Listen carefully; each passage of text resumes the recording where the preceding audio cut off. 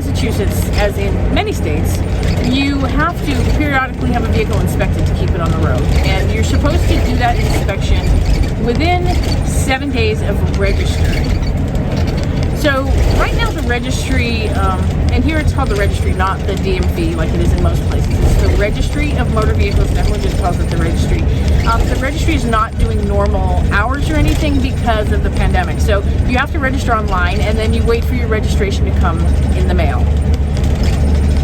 So I did that. I registered online, and I took 2 months for my registration to come. So much for getting inspected within 7 days.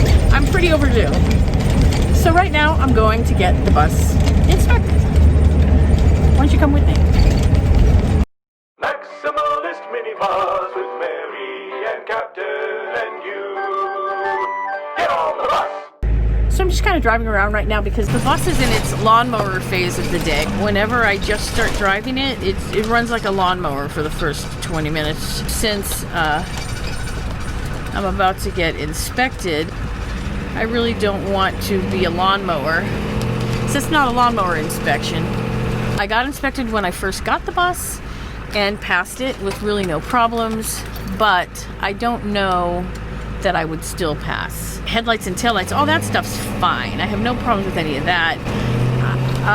The rust, rust is another thing you can get failure inspection for here. And I have significant rust. To me, it's significant because I never had any rust before in one area, but the guy looked at it and said that's not consequential rust. It wouldn't make a difference in the inspection. And he should know. He's the guy that administers the inspection. I'm particularly concerned about emissions. For an older vehicle like this, they do a different test. They do a test called the opacity test. I don't know. I'm not going to worry about it too much. Oh, here's something really interesting.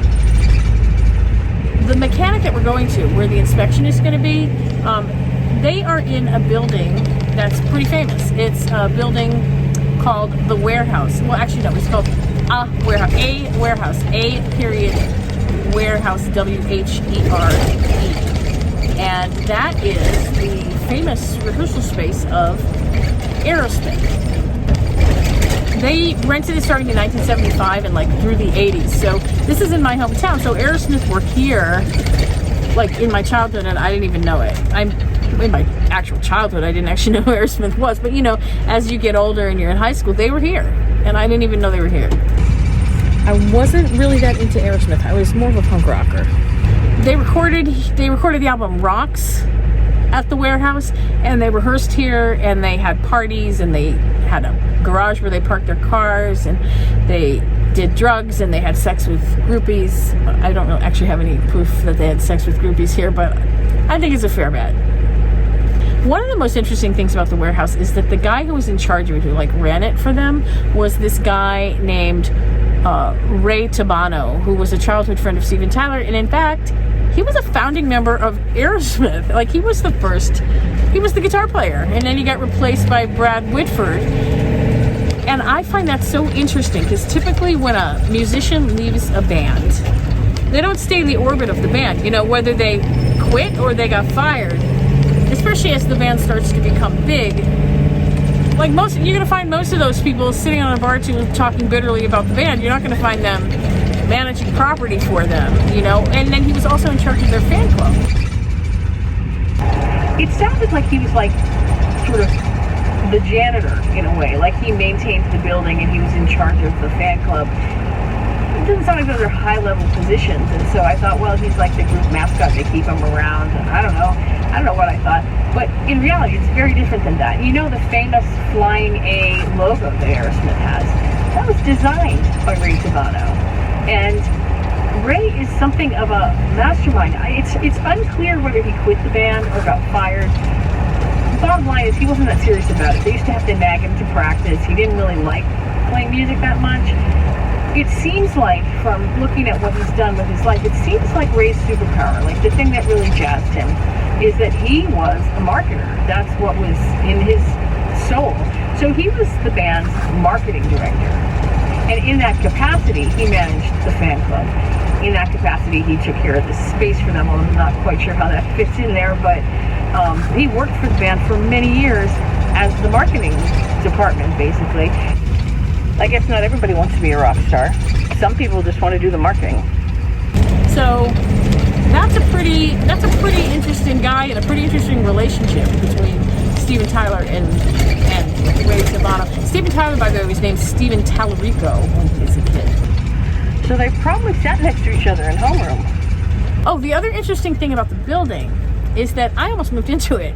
When I first came back here from California, I thought I might open an antique store. So I was looking at property for rent, and there was a really nice space for rent on the opposite end from where the garage is, and I almost rented it.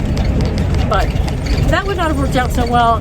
Considering the pandemic, I'm sure it would be out of business by now anyway, so it's just as well.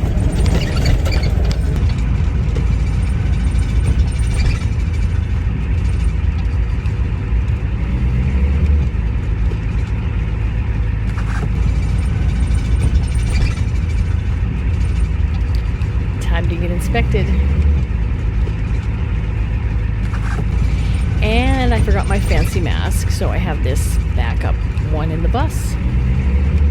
Oh, there's the guy.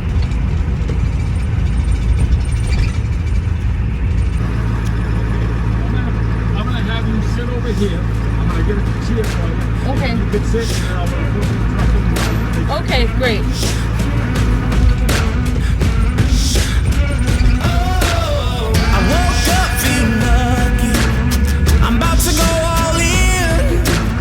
It's been a long time coming, but I'm back in the race again. It might not look pretty, but I got this in the bag. I take the keys to the city, and I'm never gonna give them back. I was made for this. I was made for this.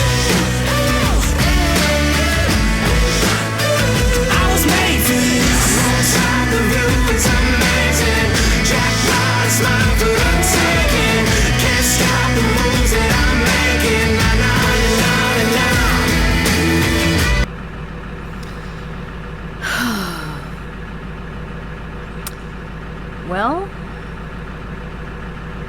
Max passed. We passed. We are inspected. We are legal to drive. Yes, love that. So the old guy did okay, and that's a good sign. You know, the guy who administered the inspection actually said that Max was in great shape, and he was really surprised by that because of the age and because of, you know, what he looks like and everything. He looks a little ragtag right now, but it's a testament to what maintenance will do, right? Because that's what it is. It's maintenance. And since I'm aging right alongside Max, then I think I need to take that to heart, because I'm not so great with the self-maintenance. Probably gonna have to get a little better at that if I want to age as gracefully as Max has. I want to say thank you to the whole Facebook group, but also to some specific people, to Pete Rondo, James Glenn, Mary Dawkins, and I think I'm forgetting somebody, but we had a great conversation. The last video I posted was about me having some trouble getting started in the wintertime, and in that case it turned out that it was mostly a battery issue, although it's a combination of things, but there are so many things that can go wrong in the winter. So we had this great conversation about all the things that can go wrong if you're driving a diesel in the winter, which, let's face it, a lot of buses are going to be diesels, a lot of RVs are going to be diesel vans. Anyway, if you're interested in that topic, go check out the Facebook group. Even if you're not interested in that topic, it's kind of, there's a lot of information there, plus it's kind of fun. We get a little silly sometimes. Maximalist Minibus, Skoolies and More Discussion Group. Could we have a longer name? Anyway, that's the group. I hope you'll join. And you can also check out this video, because I know some of you really like the videos where I get in some kind of a jam and have to get myself out. That's a jam video. I'll meet you over there.